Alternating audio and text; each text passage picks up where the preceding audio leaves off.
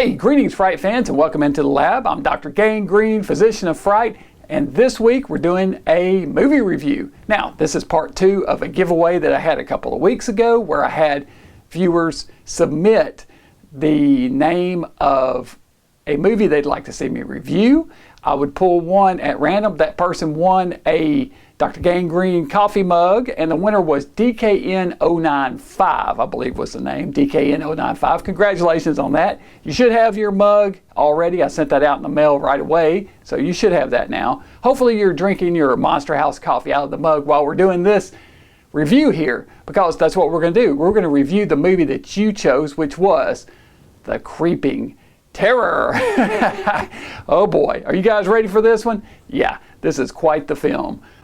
A spaceship crash lands in a small California town, and a giant space slug emerges from the craft and rampages the countryside, making a meal of the townsfolk it encounters, which consists mainly of teenagers and women in heels and skirts, devouring them whole, clothes and all.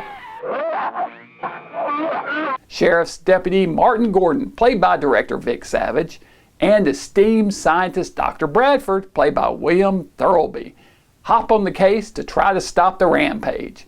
A second slug is on board the ship, strapped into the craft, unable to get free of its harness and join its cosmic brother on its fleshy buffet.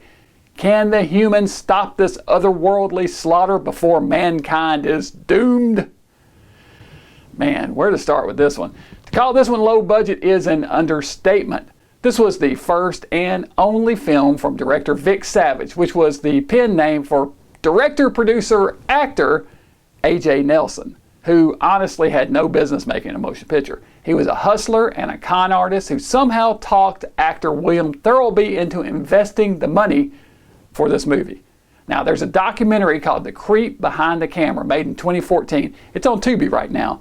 It's about the making of this film. It's kind of an odd documentary in that it's filmed as a docudrama, but is intercut with interviews from people who actually worked with Savage. According to the documentary, Savage was a complete slimeball who abused his wife, had multiple affairs, dealt in drugs and illicit activities, and basically pissed away all the funds of the movie before completely disappearing before the film was even finished. Thirlby reportedly found the cans of unfinished film at Savage's house and pieced together the final cut that became the final version of the film. Apparently the soundtracks for much of the movie were missing though, which accounts for the heavy narration running throughout the movie. Easily half to 3/4 of the picture is covered with narration, which basically fills in the holes of the plot and the script, and oftentimes even explains action occurring on screen. Shortly thereafter, Dr. Bradford arrived. He was a much younger man than one would imagine him to be. Martin, I'd like for you to meet Dr. Bradford. I've heard a lot about you from the Colonel. Nothing bad, I trust.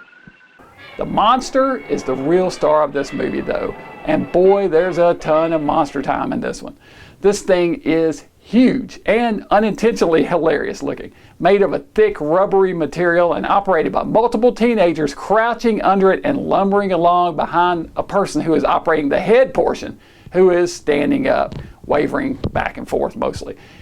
When the monster eats a victim, the person is clearly pulled into the mouth of the monster by the people inside operating it.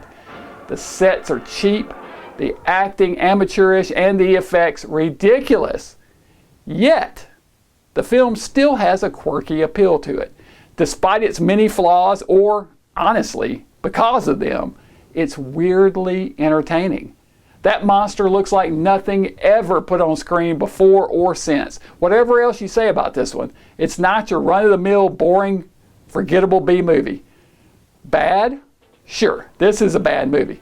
But it's memorable and entertaining in its own way, which is something I can't say for many mainstream movies with much, much bigger budgets. I give this one 2 out of 5 skulls. You know, I actually dig this one, although it's completely ridiculous.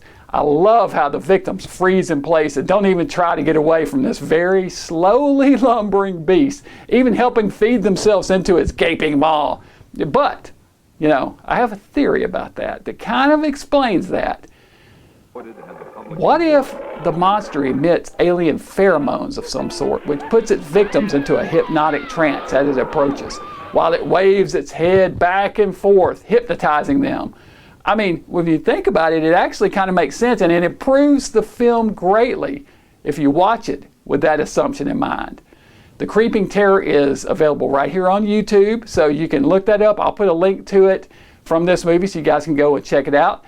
That documentary I mentioned, The Creep Behind the Camera, is on Tubi right now, so you can go check that out and find out more about Vic Savage, aka A.J. Nelson, the complete slimeball that he was, and how this film barely got made and almost didn't get finished. It's actually a pretty interesting story. So DKN095, I believe, thank you again for suggesting this movie and making me go back and rewatch it. I haven't seen it since I was a kid. I remember being a little confused and thinking, what the heck is this? Because it just didn't feel like a real movie, or it just felt different. It's really odd. And again, that's what makes it so unique. And hey, if you can make a film that's unique, you've done something. So 2 out of 5 skulls, because it's not a great movie but I mean, it basically fails every test of adept quality filmmaking that you could put it under. You know, every test, it fails every one of them. But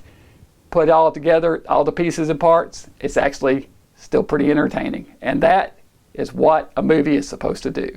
All right, that's it for this week, Fright fans. Let me know what you think about The Creeping Terror in the comments down below.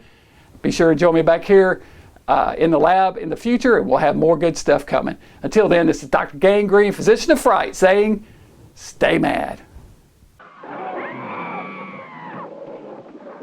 My God, what is it?